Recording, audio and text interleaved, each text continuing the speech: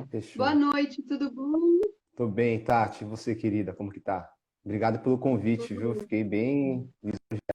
Imagina, uma alegria poder receber você e conversar, né? A gente que conversa tanto na vida, muito bom poder trazer um Verdade. pouco desse papo para cá. Eu estava te apresentando, contando, né, do Minha Mãe e Eu, que você trabalhava na atenção básica também como coordenador e que foi super importante para a implantação do projeto na época.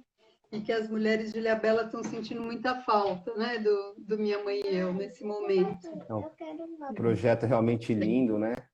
Que nasceu num momento muito propício, porque também a gente já vinha no embalo de um programa estadual, né? Que era o São Paulo pela Primeiríssima Infância, que foi um programa lindíssimo, super sensível, super de vanguarda, que foi tocado pela Fundação, né, Maria Cecília Souto Vidigal, junto com o governo do estado. Então eu cheguei na coordenação da atenção básica, né, já com programas super incríveis rodando, né? Então tinha o São Paulo pela Primeiríssima Infância e também o Ação em Saúde, que são programas pioneiros, vamos dizer assim, né, no estado, em que o Estado vem com uma força tão grande, né, para ajudar mesmo a atenção básica, né, que geralmente é uma faceta do serviço que fica meio relegada como uma medicina menor, né, quando na verdade é a medicina mais complexa que a gente pode ter, né. Com certeza, né? E é como eu costumo dizer, precisou, né, existir um homem ser prêmio Nobel da Economia para falar que era importante para a economia, para as pessoas levarem mais a sério, né, a importância do investimento na primeiríssima infância, como se já não fosse importante por si, mesmo que não impactasse em nada na economia, né? Mas veja como a gente está vivenciando a questão da pandemia também, né, e essa questão da situação econômica em relação à própria vida, né. Eu acho que vai precisar mais do que um prêmio Nobel aí para a gente conseguir, de fato, ter uma massa de pessoas que tenham esse tipo de princípio, né, ou esse tipo de ação como ideal, né, entendendo que é esse tipo de investimento que, na realidade, vai fazer com que a nossa espécie prospere, né? Muito mais do que a capacidade que a gente tem de se reproduzir, mas que a gente tem de habitar esse planeta, né? De coabitar esse planeta e conseguir conviver de uma forma mais amena, mais em paz, talvez, né? Com toda certeza, né? E claro que não foi só porque ele disse, tem muita gente no mundo inteiro trabalhando por isso e reconhecendo essa importância, né? Então acho que foi, a gente teve aqui localmente a oportunidade também de fazer a diferença e os frutos estão aí, nascendo, Com crescendo, certeza. engatinhando e correndo. Mas essa é a grande esperança, né, Tati? Eu acho que se tem uma pessoa se movimentando nesse sentido, né, a gente tem esperança, né? E aí eu vejo que, na realidade, quando a gente monta um programa como Minha Mãe e Eu, com o tipo de adesão que teve e, e principalmente com os resultados que a gente foi capaz de colher nesses anos, né, de tanta sensibilidade mesmo, né? Que eu acho que é isso daí, a gente tem que continuar colocando tijolo, né? Vencer a ansiedade de que a gente vai ver uma coisa pronta, mas entender que o nosso papel é fundamental para a gente construir esse futuro junto, né? Com certeza. Já que a gente tem filhos e a gente aqui está numa live conversando de gestação e puerpério, né? Eu acho que a gente tem essa Pois é. esperança. E você tem a Haná e o Haru, que eles estão com que idade exatamente agora? A Haná tá com 6, vai completar 7 em agosto. O Haru completou 4 agora no final de abril. Olha Super só. mestres aí da nossa vida, com certeza absoluta. E acho que queria te ouvir um pouco também como pai, como você viveu a gestação, o parto, o puerpério da Gabi, os primeiros meses deles, enfim, conta um pouco assim da tua visão disso tudo, também como pai, como médico. Pode misturar tudo à medida que você tiver vontade É, também. mesmo porque eu não acredito que exista separação, né? Essa separação, né, que a gente coloca, né, o pai, o médico, acho que isso é uma grande loucura da nossa sociedade, né? A gente tem um esforço para tentar ser multifacetado, né, de ser capaz de fazer muitas coisas e ser excelente em todas as coisas que a gente se propõe a fazer, quando na verdade talvez o nosso esforço tenha que ser mais no sentido da gente ser totipotente, né? Então, a diferença é essencial, né? A totipotência é própria da célula mãe, né? Da célula ovo, que é aquela célula originária que, a depender do espaço que ela está, né? Ela vai expressar uma parte do DNA dela e vai ter uma função específica. Então, ela não perde a essência dela, mas ela é capaz de ser ela mesma em qualquer ambiente que ela frequente, né? Isso é original, isso é revigorante, né? Porque você não está gastando a sua energia tentando ser uma coisa que você não é, né? E muito menos cindindo o seu espírito para sendo uma coisa que você não é para ser uma coisa que dizem que é o ideal de você ser quando você está naquela posição, né? Então, ser o pai Com ideal, ser a mãe certeza, ideal. me sinto também prova viva disso, né? Gestei, pari, criei meus filhos todos enquanto eu dançava e dava aulas, tudo junto, né? Somos um. É isso aí. Mas eu digo que a paternidade foi uma experiência muito muito significativa na minha vida. Talvez eu nunca tenha aprendido tanto medicina na minha vida quanto com a experiência da paternidade, né? Digo medicina no sentido de ser capaz de cuidar mesmo de uma pessoa, né? Do cuidar mesmo, né? A minha história na medicina também é uma história diferente, vamos dizer assim. Não diferente, vou chamar de não usual, vamos dizer assim, né? E é claro que isso tem a ver com toda a minha história também, né? E, eu decidi que na medicina eu ia seguir a saúde coletiva, né? Que eu ia ser um médico mais generalista, um médico de família e comunidade. E isso, lógico, já traz uma visão no processo de saúde e doença, né? E, consequentemente, do que seria um caminho de cura, muito diferente do que é habitual na medicina alopática, né? Ou na medicina que a gente está acostumado a praticar. E isso é lógico, já muda um pouco o caráter do cuidado, né? Mas eu fiquei grávido, né? Porque eu gosto de falar que eu fiquei grávido também.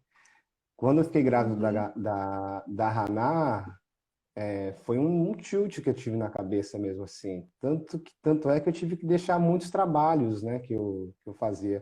Eu trabalho no pronto-socorro, por exemplo, que era uma coisa que já para mim, naquele momento, não tinha tanto sentido, né? Porque você está ali disposto a atender 70, 80 pessoas, né? E dessas 70, 80, pelo menos aí 20, um grau de atenção grande, né? Por conta da própria questão de saúde que a pessoa traz, né? Sempre foi muito desgastante para mim, né? Então, para mim era ruim o meu nome na escala, o dia do nome da escala, um dia antes e um dia depois. Então, sempre foi uma coisa muito sofrida, mas que eu gostava porque é um trabalho interessante, é emocionante, é excitante, traz muitas recompensas, mas também muito desgastante, né? Porque é uma Sim. tensão muito grande. Eu sempre gostei de pensar muito nas coisas que eu faço, né? Então, putz, era muito ruim, assim, para mim.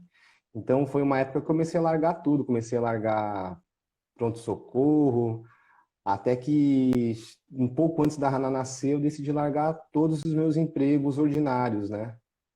Que são, tipo, que eu tinha horário e tal, né? Para eu poder ficar mais livre e desenhar minha agenda e poder oferecer mais tempo para mim primeiro, né, para eu entender o que era ser pai, para poder também oferecer um tempo bom e verdadeiro para minha filha, para minha mulher, né?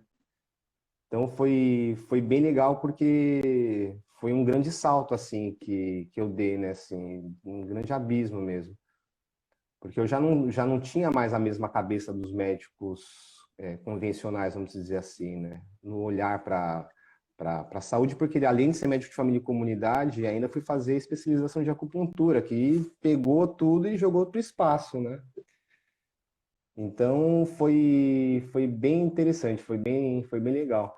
Então, quando a Gabriela ficou grávida e no final das contas a gente decidiu que a gente ia fazer um parto domiciliar e tal, né? Que também era uma outra coisa que nunca tinha na minha cabeça, né? Eu venho de uma escola super cesarista, era o tipo de coisa assim que parto normal é parto cesáreo, né? Parto, parto natural é parto animal. Era o tipo de coisa que a gente escutava. Também porque era um serviço terciário, né? Imagina, era um hospital gigantesco, só chegava a bucha lá, né? Então, pra você ter uma ideia, o único parto natural que. O único, não, foram dois que eu vi lá no serviço. Foi um parto gemelar que chegou praticamente parindo. Eu fui examinar ela, o neném estava coroado já, eu tive que pedir para ela fechar as pernas. Segura aí, amiga. Coloquei ela na cadeira de roda e nasceu porque não tinha como nascer de cesárea, senão talvez tinha sido uma cesárea ali no gemelar.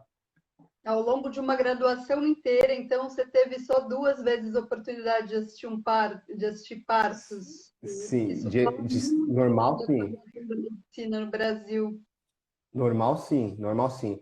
Mas é porque tinha essa dificuldade. Na época também, né, a nossa escola, ela não estava ainda vinculada. Hoje eu sei, hoje eu não sei se ainda hoje sim, mas até um tempo atrás sim, com um outro serviço que era de menor complexidade, onde tinha mais chance de presenciar partos normais.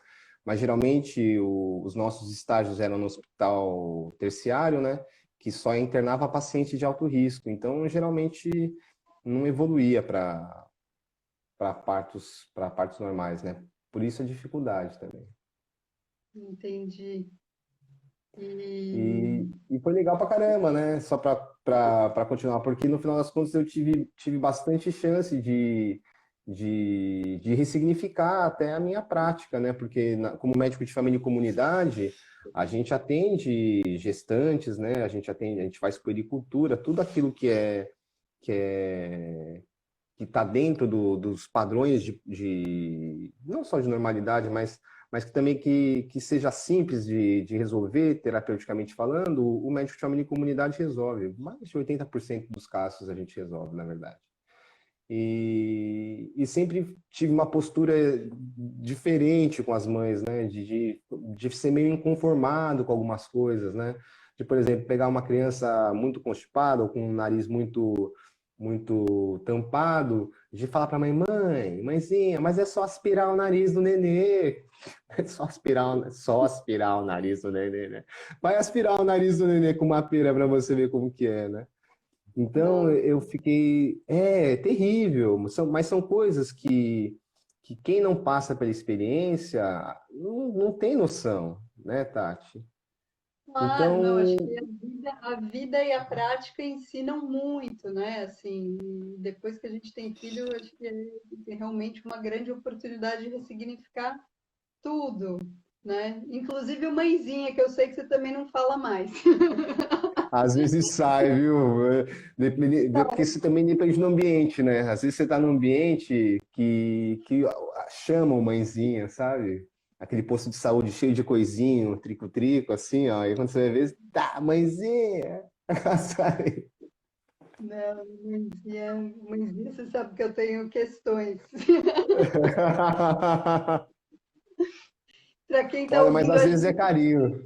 por que tão carinhoso, né? Eu vou falar uma coisa, né? De uma postura bem de mulher, de uma mulher feminista e tudo que é assim, o mãezinha, quando a gente ouve é meio assim, sabe de nadinha, fica bem quietinha, cuida da sua vidinha, deixa que eu Mas resolvo tudo. é porque geralmente vem com esse complemento, né?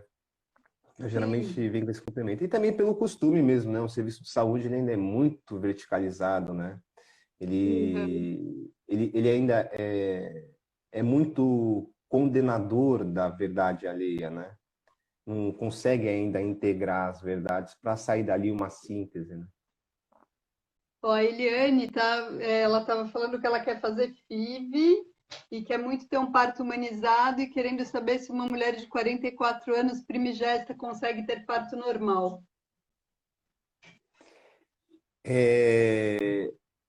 Todas as condutas médicas, né, quando elas são bem executadas, elas são tomadas no momento do acontecimento, né? É claro que existem muitos consensos, existem muitas orientações, né?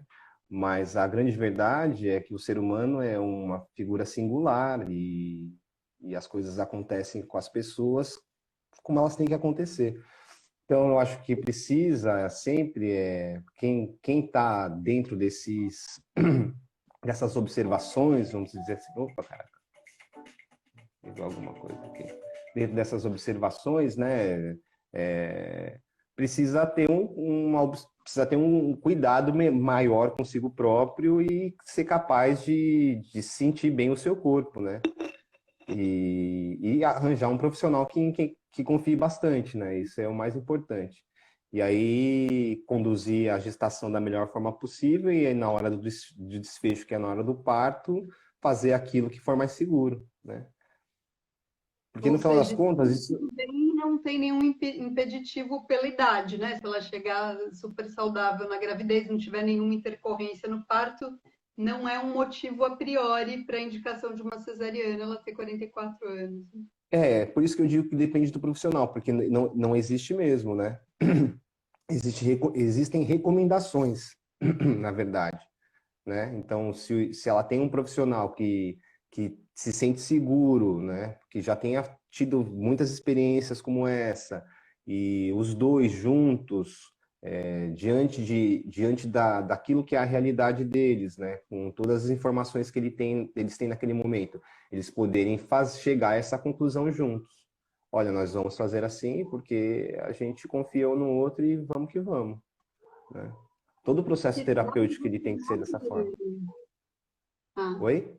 não, perguntei para Eliane em que cidade ela mora, Ah. porque, enfim, de repente, se você quiser, me manda um inbox depois, se for em alguma cidade também que eu conheça, profissionais, posso Mas, sugerir Tati, médicos mais propensos. isso é uma recomendação que serve para qualquer gestante, né? No final das contas, o desfecho, né? Que é o parto, ele é uma coisa que é decidida exatamente no momento do parto, né? É ótimo que a gente pense nas coisas que a gente gostaria ou não gostaria que acontecesse com a gente no parto, mas a hora do parto é a hora do parto, né? É ali que as coisas acontecem. Então a gente precisa dar permissão também para acontecer o melhor que possa acontecer naquele momento, né? Isso é muito importante também. Com certeza, mesmo que seja uma cesariana que não foi o sonho, mas às vezes ela é Se necessária e salvou salva vida, vida, né? Bem-vinda, exatamente. necessário. Bem-vinda a cesárea, exatamente. Bem-vinda a cesárea. Eliane, eu vou te sugerir procurar um perfil que se chama A Casita, que é um espaço em Santo André, que lá tem obstetras com uma visão humanizada, tem profissionais legais que você pode encontrar pesquisando lá. E, enfim, a gente estava falando disso, né? E você tocou, assim, esbarrou num assunto, mas a gente estava falando mais da sua história, né? Do quanto a paternidade te transformou e tudo. Mas, né, semana passada a gente estava conversando um pouco e você falou um tanto da influência também da sua ancestralidade, na maneira como você viveu sua Ah, medicina, tal. Eu acho que isso é eu um tô tema todo tão legal. apaixonado por isso, Tati. Eu tô todo apaixonado por isso. Olha só, eu uso canecas de Okinawa agora, Chibareu, Okinawa. Inclusive, isso aqui da Onigiri Art, uma galera super criativa, super bonitinhos eles, da Onigiri Art. Estou com a minha Kariushi aqui, que é uma camisa super tradicional de Okinawa. Essa daqui é feita de fibra de bambu que me deu um grande amigo meu, um irmão meu também, o Tinanchu. Daigo Toma, médico também, querido pediatra. E tem a ver com. Bom, olha que legal, né? Porque no final das contas, né, tudo isso que a gente está movimentando e que a gente esperou vir um economista e falar, e toda a neurociência, né, que hoje embasa tudo isso que era muito intuitivo para as pessoas que já eram conectadas, né? Tem um pouco a ver com essa coisa das culturas dos povos originários, né? Que são esses povos que têm um contato muito grande com a natureza, né? Porque tiveram que vencer os desafios do ambiente, né? Juntos, né? Em meio ao que cercava eles, né? E é óbvio que povos que tiveram a capacidade de permanecer e de mandar para frente a sua genética e a sua cultura por tanto tempo, eles devem ter um segredo bem interessante, né? E qual não é o segredo se é exatamente isso, né? Se não é a própria valorização da vida, né? Ter a vida como o bem mais precioso que uma pessoa pode ter. E isso o Tinancho, ele chama de Nichido Takara, acho que é assim que fala. E a partir disso, né, dessa constatação de que a vida é a coisa mais preciosa, né, todo o resto, né, para preservar essa vida, que será que é o melhor, né? Se não é todo mundo trabalhar junto, né, e a gente nutrir um sentimento de irmandade, de ajuda mútua, né? Então, acho que tem tudo a ver com isso, porque na saúde coletiva, né, quando de repente eu penso que vou ser médico, né, que foi uma coisa super improvável na minha vida. A minha história é que eu tenho uma formação em escola pública a minha vida toda, né? E então era muito improvável que eu virasse médico, porque também não ia conseguir pagar uma faculdade de medicina, né? No entanto, fui teimoso e minha família foi super apoiadora dessa minha jornada e me formei médico. E quando cheguei, e me formei médico, entrei na escola achando que eu ia ser cirurgião ainda, né? Olha que loucura. Nada a ver, imagina eu, cirurgião. É, E então, aí logo no terceiro ano eu já saquei que não era para mim essa coisa do hospital, né? E aí, durante a escola mesmo, já decidi que ia para saúde coletiva, ia ser médico de família, decidi também que ia morar na praia, maluca na minha cabeça, assim, não vou morar na praia. Minha mãe ainda fala para mim, mas menino, o que você vai fazer na praia? Você nasceu em São Paulo, você é paulistano, não sei o que, não sei o que lá. E aí o meu irmão mais novo, o Marcos, que é um querido, um lindo, maravilhoso, ele deu um estalo nele e ele correu atrás dessa coisa da cultura, né? E como ele é muito ligado na música, ele toca violão, ele foi atrás do sanchim, que é o instrumento do meu avô, né? Que é um dos pilares de poder do Utinante, eu acho, né? Como se fosse uma varinha mágica que conecta a gente a esse espírito Utinante e tal, como algumas outras coisas, né, da cultura. E ele começou a me trazer essas informações e conseguiu montar um instrumento para mim, e eu comecei a tocar também.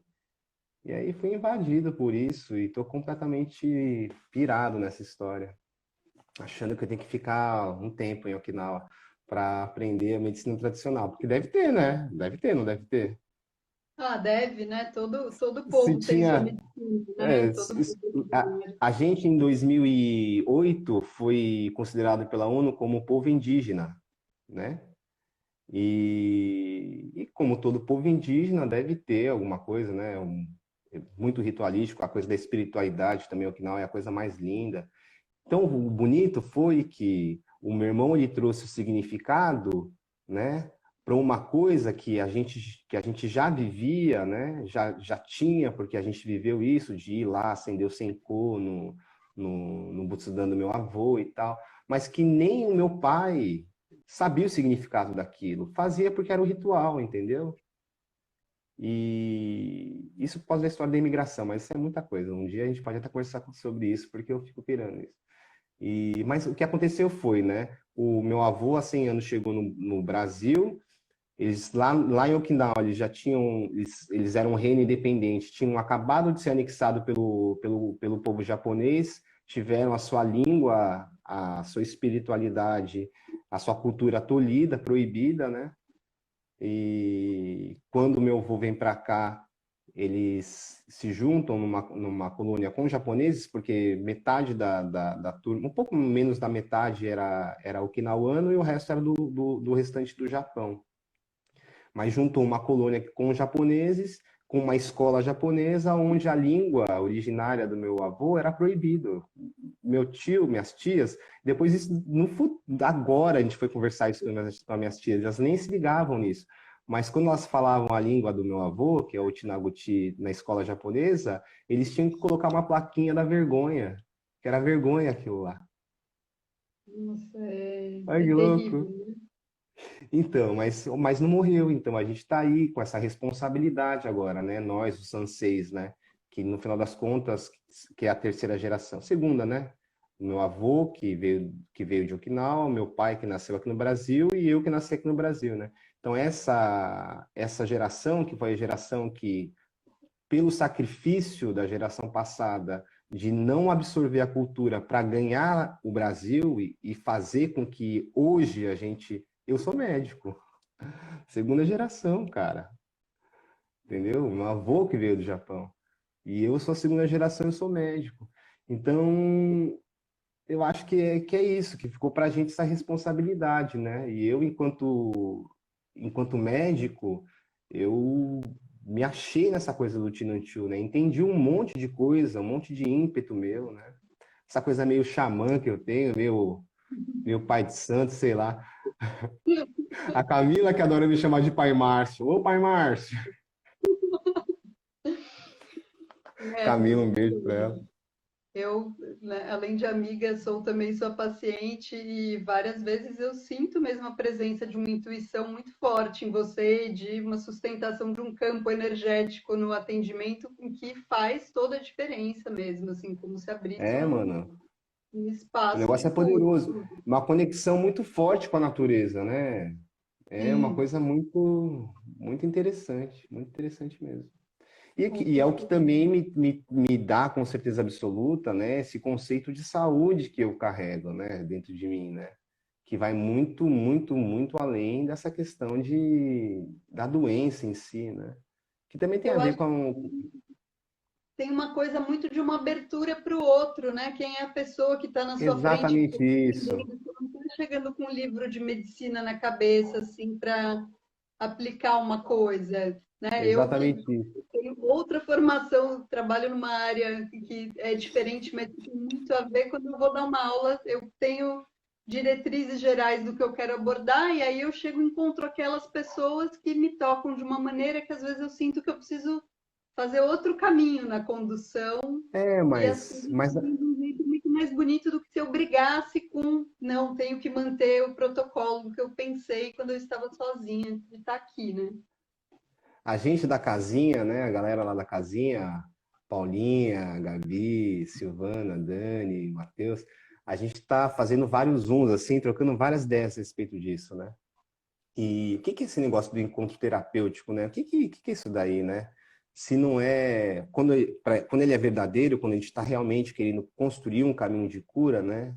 Quando não é simplesmente a decodificação de sinais, sintomas, exames, numa palavra, um diagnóstico que vai puxar uma outra chave com possíveis tratamentos, né? Tipo, não é um protocolo, é justamente a capacidade que tanto o paciente já vem trazendo a vulnerabilidade dele, quanto a nossa, enquanto médico, psicólogo, seja qualquer tipo de atividade onde você vai se lançar terapeuticamente, de você também oferecer a sua, né? Então, pegar os protocolos que hoje em dia, infelizmente, pela própria dinâmica social que a medicina tomou, que hoje a medicina é um comércio, né? Tanto é que tem satisfação, você vai lá no juiz e você processa o médico, e o médico hoje morre de medo de processo, né? Então, o que todo mundo faz na realidade é pegar esses protocolos e usar como se fossem grandes escudos, né? Como se fossem Sim, proteções, porque olha, como ninguém sabe o que pode acontecer, porque a gente está falando de um ser humano que é imponderável, né? Um sistema aberto, cheio de receptores e recebendo informações e transmutando, e como não dá para saber o que vai acontecer, se eu pelo menos disser que eu fiz aquilo que está no protocolo, pelo menos eu estou bem, né? Não vou tomar um processo, né? E Exatamente. E infelizmente, como pensar que você vai tratar alguém com uma mentalidade de se defender da pessoa, né? mas Também, como que mas é porque as pessoas elas pedem tratamento dessa forma também, né? É isso que eu tô falando, é uma via de mão duplas. A gente precisa entender como que foi que a gente chegou nesse ponto, né? Eu fico muito atribuindo isso aos processos fordistas mesmo, né, de divisão de trabalho, né? Então, a questão das super especialidades, eu acho super importante que a gente seja capaz de segmentar, de fracionar, olhar, estudar. Mas a gente não pode ser ingênuo ao ponto de que se a gente fracionar e quanto mais a gente for fracionando e quanto mais informação a gente tiver do pedaço, a gente vai ter capacidade de entender o que que é o todo, né? Porque o todo ele não é o todo ele não é uma coisa inerte, imóvel. O todo é uma coisa que está em fluxo, né? Está em relação também lá dentro, né? eu acho que Então, você colocou eu acho que esse que, que bem. foi o grande engano que a gente entrou.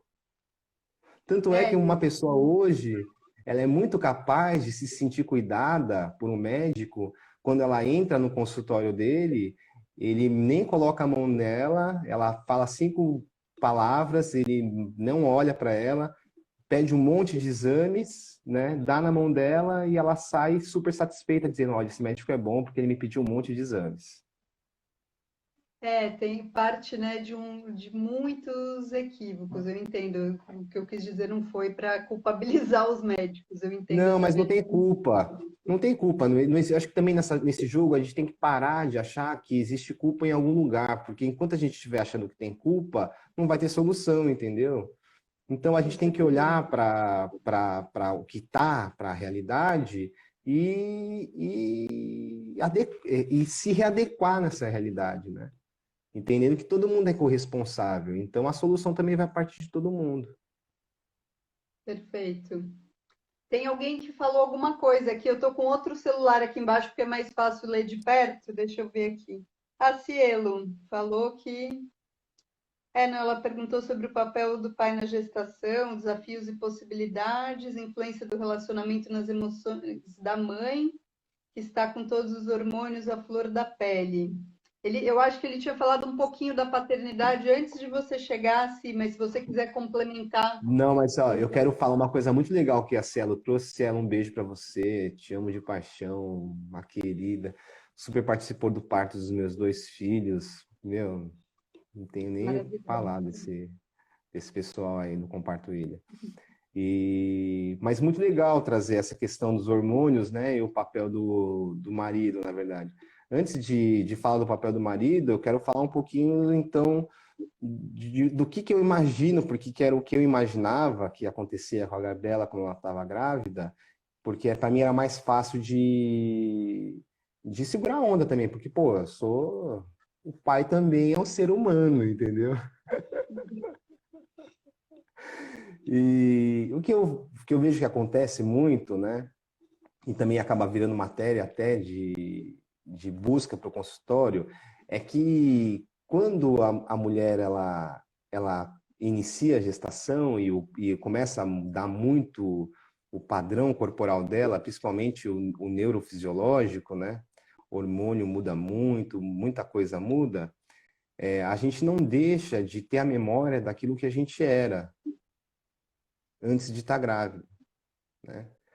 E como eu acho que a mente ela, ela tem um substrato fisiológico dependente dessa condição fisiológica do corpo, e como mudou a condição fisiológica do corpo, às vezes aquilo que ela traz de imagem, lembrança, sensação e pensamento daquilo que ela era, às vezes não encaixa direito nessa condição fisiológica que ela está. Eu acho que isso deve gerar um sofrimento tão grande para a mulher, né?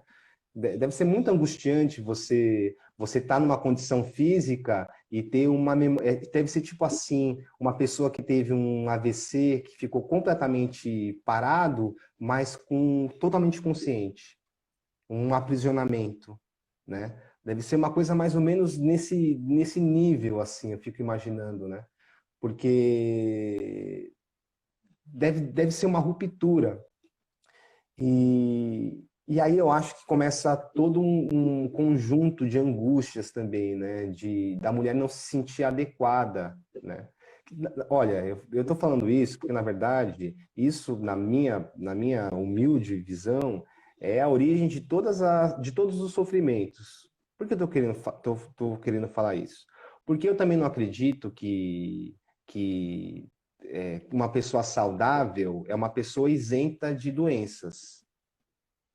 Acho melhor começar assim. Eu não acho que uma pessoa saudável seja uma pessoa que não tenha, que necessariamente não tenha doenças. Eu acho que uma pessoa que tem uma condição fisiológica desarmônica, vamos dizer assim, ou uma doença propriamente dita, ela pode continuar manifestando muita saúde. Uhum. Depende disso que eu chamo de adequação de realidade. Ela entende a realidade dela e ela consegue, a partir desse entendimento, entender que aquilo não é inadequado. Olha, pode ser desconfortável, pode não ser gostoso, pode ser dolorido, pode ser um monte de coisa, mas aquilo é adequado para o momento dela, ou pelas escolhas que ela fez, ou porque ela sofreu um acidente e ficou naquela condição, é aquilo, né? Quando a pessoa ela consegue entrar nessa questão da adequação, ela sai de um ambiente de não potência para um ambiente de potência e transformação, e possível transformação. Então, quando a mulher ela entra num processo de gestação e muda o corpo dela, e ela não consegue aceitar isso, e quando eu digo aceitar, não digo de, eu acho legal, eu quis sempre ficar grávida e fiquei grávida, apesar de que mulheres que planejam e desejam a gestação, elas sofrem menos durante a gestação. Elas têm uma tendência de sofrer menos durante a gestação, né? Eu acho que tem uma coisa muito. Tem gente que às vezes engravida sem saber e também fica de boa. Eu, assim, uma vez acompanhei uma mulher que ela ficou, eu esperei 10 anos por isso e eu não sinto nada agora, né, por esse bebê na minha barriga. E eu olhei para ela e falei assim: mas que expectativa você criou do que você deveria sentir? Você não deveria sentir uma coisa ou outra coisa, né? É Você está isso, sentindo o que você está sentindo agora. Maternidade é uma construção, amor pelos filhos também é uma construção. A gente é é bombardeado isso. de uma publicidade de uma maternidade doriana, de mulheres, né, que cuidam de bebês maquiadas, penteadas, sorriem para um bebê que sorri para ela de volta. Na É primeira vez isso. que você fizer um cocô na sua roupa e terminar de trocar, né, essa mulher fica se sentindo uma incompetente, né? Estou Mas é fazendo isso, isso é. errado. Então, a Só primeira, que a primeira coisa, quando você tá achando que você está com algum problema, é você justamente vencer essa primeira fase da expectativa, porque a expectativa é que te joga na inadequação. Porque você acha que você devia estar de um jeito ou ser de um jeito ou não está sentindo uma coisa e você está do outro. Então isso e não está pode ser certo. outros sentimentos, pode ser em relação ao próprio corpo, né? Tem gente que se sente maravilhosa, gostosa, linda, grávida, e tem gente que se sente horrorosa, inadequada mesmo, E né? tem Depende gente que nunca muito. vai conseguir nem trazer para a consciência a estranheza, entendeu? Porque às vezes não ganha essa possibilidade de significar. Porque as nossas coisas, né, elas são simbólicas, né? É muito pouco daquilo que a gente chama de realidade que a gente realmente consegue inteligir e colocar em palavras. A gente tenta fazer, mas nem sempre a gente consegue. Então, de repente chegar num ponto de ter tranquilidade, até de quando te está diante de uma situação como essa, onde você sente uma coisa que você não consegue nem expressar, porque não tem nem palavras, você conseguir entrar nesse espaço de que, não, tudo bem, eu aceito essa esquisitice, porque a partir dessa aceitação vem a possibilidade do change. Porque enquanto você está se sentindo inadequado, vitimizado, né, achando que você não deveria, que não era para você estar daquele jeito, não muda a chave, né? Uhum. E para mim isso é o princípio de tudo. Então eu vou falar disso na gestação, eu vou falar disso na hipertensão, eu vou falar disso no Covid, entendeu? Que quando uma pessoa tá, ela olha para ela fala assim, meu, eu preciso de alguém para me ajudar, eu preciso de um médico, eu preciso de ajuda.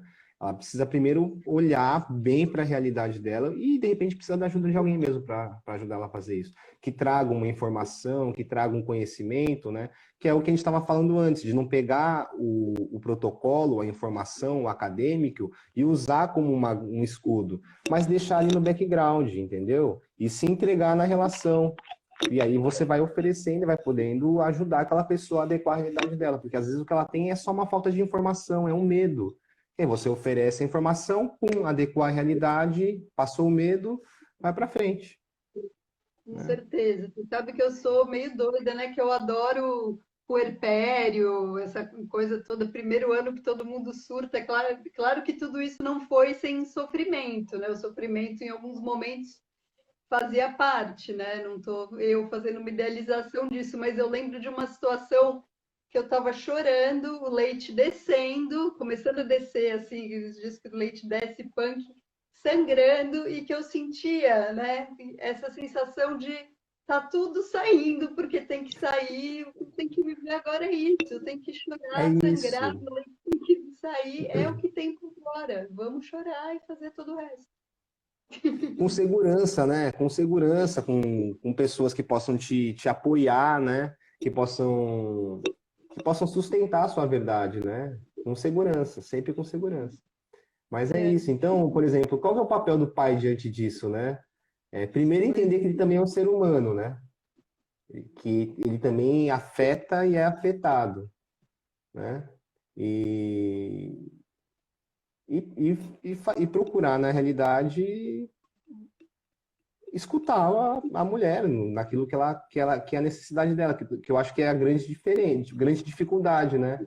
De você, não, tudo bem, você tá aí toda louca, toda maluca, quebrando a Gabriela no começo da sessão da Haná, velho, foi traumático pra mim, mano. Eu tomei cada grito, mano. Às vezes ela ligava lá de São Paulo, eu aqui trabalhando de plantão, ela ligava de São Paulo, no meio da 23 de março. Você viu, pelo amor de Deus, estou trabalhando aqui, viu? Calma, calma. Eu fazia, saía daqui, ia para São Paulo, ia encontrar com ela e acolhia, ué. Tem que acolher. é, uma sugestão que eu sempre dou quando eu tenho oportunidade de conversar com alguém que vai ser pai é se antecipar quando você sentir que está estranha, tá, né, não está querendo falar muito, mas está pé da vida, perguntar do que você precisa. Essa pergunta desmobiliza assim muitas brigas, muitas frustrações, porque às vezes as mulheres ficam muito no lugar de esperar que o homem adivinhe o que ela precisa, o que ela quer, e assim, caso perdido na maioria das vezes, ficar esperando adivinhar, né? Então, Não, com eu acho que certeza. se Mas é uma faca antecipar de está dois gumes muito também, né, Tati? Porque às vezes você vai lá e pergunta, você tá precisando de alguma coisa? Não precisa do quê? Não precisa de nada. tem suas variações. Gente, tem que viver com amor e verdade. Uma coisa que valeu muito a pena pra gente aqui, pra mim, pra Gabriela, no começo do puerpério, da Haná, foi a gente sentar um dia e combinar. A gente combinou, olha, antes dos 2 anos de idade, qualquer coisa que acontecer, você tem que prometer, a gente vai prometer um pro outro que a gente não vai se separar. Até os 2 anos de idade. Não, com certeza, é isso daí. Por quê? Porque eu acho que é isso, com os 2 anos de idade, quando começa a desamamentar, que o corpo da mulher começa a voltar para aquilo que é o originário, vamos dizer assim, o status mais normal de balanceio hormonal, é que a mulher também começa a ter visão dela mesma, né? Porque ela está tão cindida com a criança que eu lembro da Gabriela que ela ficava tão angustiada com a coisa do profissional dela, né? De querer, mas como que ela ia fazer aquilo, o nenê pequeno, não sei o que, ela inventou um monte de coisa para fazer. E eu, mano, vai, faz, faz, faz. Mas você vê que não engrenava no que era, porque ela tinha uma vontade de fazer, mas ela não sabia o que. Entendeu? E eu falava para ela, mas calma, amor, vai chegar a hora que a sua mente vai conseguir captar é isso que você quer fazer de verdade. É que você está tão ligada com a Haná agora, é tão energeticamente cindida, que tá difícil de você conseguir ter uma ideia individual, né? As suas ideias, elas são energeticamente coletivas ainda. A gente fica muito misturada mesmo com o bebê, né? E eu acho que no primeiro filho tem esse desafio de parecer que as coisas vão ser eternas, que essa dependência imensa vai durar para o resto da vida, tal. E depois a gente vai vendo que eles vão crescendo e que continuam precisando muito da gente, mas que as coisas vão mudando, né? Essa dependência ganha outras características e a gente ganha uma liberdade possível, né? Tanto, tanto é que a gente teve o segundo, né? Sim, o terceiro, Porque eu. é isso. Mas Vai chegando uma idade que você vai vendo, não, olha só, é verdade, né? Volta mesmo, a vida volta de novo, né? Eu vou conseguir ser uma pessoa que não só uma teta, né? Que é o que ela reclamava bastante. Eu sou só uma teta, não, calma, vai voltar. a Nina, que é minha primeira filha, né? Eu aceitei um trabalho, fui chamada quando ela tinha um mês para um trabalho que eu ainda morava em São Paulo, era do outro lado, muito longe, do outro lado da cidade, e um trabalho que eu queria muito e que eu tinha tentado no ano anterior e não tinha conseguido. E aí eu fui chamada super bem colocada, eu aceitei, eu falei, eu vou. Aí eu chorei um dia inteiro, assim, chorei, chorei, chorei, não conseguia me imaginar ficando longe dela. No dia seguinte eu acordei, liguei e desaceitei, falei assim, o ano que vem eu vou prestar de novo, eu não tenho como aceitar agora. E aí eu prestei, passei, e foi tudo ótimo, né? Como foi importante poder chorar e poder desaceitar também, né? No meu caso, assim, que eu realmente Exatamente, não ia dar conta. Mas exatamente isso. é viver, né? Viver e fazer Com as certeza, escolhas. com certeza. Tudo isso também, né, para dizer, só para a gente também entrar um pouco no tema da live, né, porque eu sou ótimo de desviar tema, quem me Não, mas conhece sabe. super no tema do live. Isso tudo tem a ver com saúde, né? Porque se a gente está falando aqui de processos individuais, de singularidade, né, é natural que se a gente quer manifestar a saúde, ou se a gente quer ter a preocupação de ter uma gestação saudável, a primeira preocupação que a gente tem que ter é a preocupação de se autoconhecer mesmo, né? De não oferecer só para o profissional de saúde o destino da sua vida, né? Sim, Então, de conversar com pessoas que já participaram, que já passaram por essa experiência, mas não tomar a experiência das pessoas como se fosse a sua ideal, né? É deixar essa possibilidade aberta de você viver a sua história, né? O seu original, né? E para isso precisa de ter muita conexão. E eu acho que o momento de estar gestante é um momento que é muito propício para essa conexão, é, quando a gente se oferece para essa conexão também, né? Quando a gente consegue parar o mundo externo e internalizar. E eu sei que é difícil isso acontecer no período de gestação, né? Porque como está relacionado à vida, né, muito fortemente, que é o nascimento, também está muito fortemente relacionado à morte, né, simbolicamente falando, e todos os medos que isso gera, né? E o medo ele acaba abrindo espaço para as necessidades, né? Dentro de um ambiente onde a busca mercadológica, né, é ferrenha, né? E o mercado dos bebês é um mercado super lucrativo, vamos dizer assim, né? Porque é irresistível uma roupinha bonitinha, um negocinho não sei das quantas. Eu fico imaginando a galera que não está conseguindo fazer um enxoval, por exemplo, no exterior, né? Que há algum tempo atrás ainda era vedete das gestantes, era poder ir, né? Estou falando do meio que a gente convive, né, Tati? Tipo, porque é isso, a pessoa fica grávida, ela às vezes nem está pensando muito no bebê, ela está pensando nessas coisas todas que são as convenções sociais que estão impostas aí para ela cumprir, para ela ser a mãe ideal, né? Quando na ai, verdade o viver que o com bebê bebê, quer né? Tal, você entende então, que assim, né, tudo isso que você acha que preparou e fez, na verdade, as demandas são outras, né? Você sabe que exatamente. estou fazendo Bem-vindo Amor agora, né? O curso online que é Uhum. grávidas e mães, pais e bebês até 6 meses nessa primeira edição. E uma das coisas que eu estou falando a respeito é exatamente sobre consumo, assim, né? Que eu acho que o momento que a gente está vivendo já chama para um olhar para um consumo mais consciente, né? Pelo próprio fato de que muita gente está tendo salário cortado, está com um poder aquisitivo muito menor, né? Então vamos aproveitar e olhar para isso nessa fase de ter filho e entender que tem muitas coisas que a gente é bombardeado de propaganda que Hum, não são necessárias, né? Acho que hum. a maioria dos pais e mães entulharam a casa com alguma coisa que você olha e depois fala, por que eu comprei esse trambolho, né? E você descobre uma outra solução mais barata, mais Então, viável, que te atende melhor. Então, também estou é quando, trazendo quando essa você, quando você vai ver a criança dormiu dentro da caixinha, né?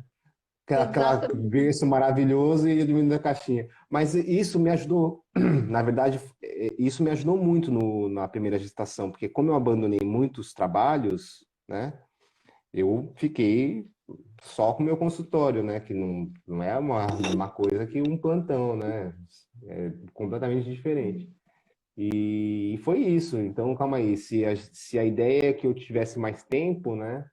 Infelizmente, esse tempo que eu vou oferecer, eu estou deixando de ganhar uma grana.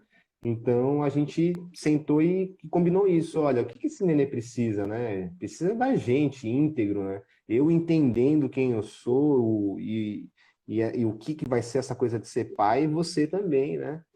E foi ótimo, mas foi até um pouco demais, porque chegou uma época aí que o nenê estava quase para nascer, a gente não tinha absolutamente nada, assim, nada, nada, nada. Aí compramos desesperadamente para ter alguma coisa, né? Um carrinho que a gente não usou. O carinho foi o Usamos super segundo pouco. lado de vocês. Usamos super pouco, mas em compensação também, sei lá, hoje eu vejo as nossas crianças aqui em casa, né? Como a pandemia está sendo boa para eles, né? Eles estão é o primeiro setênio, eu acho que esse primeiro setênio as crianças não estão sentindo tanta questão da pandemia, né? Porque estão muito grudados na gente mesmo. A loucura deles é querer ficar com a gente o tempo todo. Talvez os Nossa, nos mais velhos, primeiros né? dias, os mais velhos acho que oscilam um pouco mais, mas o Manu, que é o caçula aqui, né, 3 anos e meio, nos primeiros dias teve um momento que ele me abraçou e falou assim: Mamãe, eu estou muito feliz. E eu falei: É mesmo, filho, por quê? Com vocês aqui, né? Querendo dizer o tempo todo em casa, tal. E olha, a gente convive bastante, come junto 3 vezes por Sim. dia, meio período, pelo menos, eu tô com eles, mas assim, como, né, na sensibilidade dele, Não, o percebeu esse Haru, aumento de tempo junto. ele desce a escada do quarto assim, meu, 7h30 da manhã, a primeira coisa que ele fala assim, bom dia, papai, vamos brincar? Já desce querendo brincar, já, desde cedo. Uhum. Então, eu acho que é isso, né? Tem que ter essa tranquilidade de que o que esse nenê está buscando, na verdade, não é um pai e uma mãe ideal, né? Ele está buscando o pai e a mãe dele, né? Quem é você, né? Quem sou eu, né? A Haná, ela não quer o pai dela, ela quer o Márcio, ela quer a Gabriela, né? Com tudo que a gente tem de bom e de ruim. Então, é uma outra coisa que a gente faz bastante, a gente oferece muito a nossa verdade para as crianças, né? E porque eles são muito sensíveis a essa integridade também, né? Eles sacam quando a gente não tá íntegro. E eles se ressentem muito disso, né? Dessa falta de integridade. Então, por que não oferecer essa integridade já logo na barriga, né? Enquanto ele está dentro da barriga, né? Conversando com sinceridade com ele, porque tem dia que você não tá afim mesmo, né? A gente É, brincava bastante. Tem dia que você não tá afim. A gente brincava. Tem dia que você não tá afim de estar grávido. hã? Tem dia que você não tá afim de estar Hum. grávida. Você tá com aquela barriga, você não queria estar com aquela barriga. Então, não pode pensar, ai meu Deus, eu penso isso, eu vou fazer mal pro meu nenê. Não, você vai fazer mal pro seu nenê se você não. Se você tentar esconder esse sentimento dele. Por quê? Porque ele é um ser humano também, ele vai passar por isso também. A gente tem que oferecer a nossa verdade para as crianças, né? Oferecer a nossa humanidade, inclusive, né, no sentido mais Exatamente, amplo de acertar e errar, de, né, às vezes exatamente, poder falar mesmo. Hoje eu não estou querendo brincar, não estou com vontade, a gente brinca em outro momento.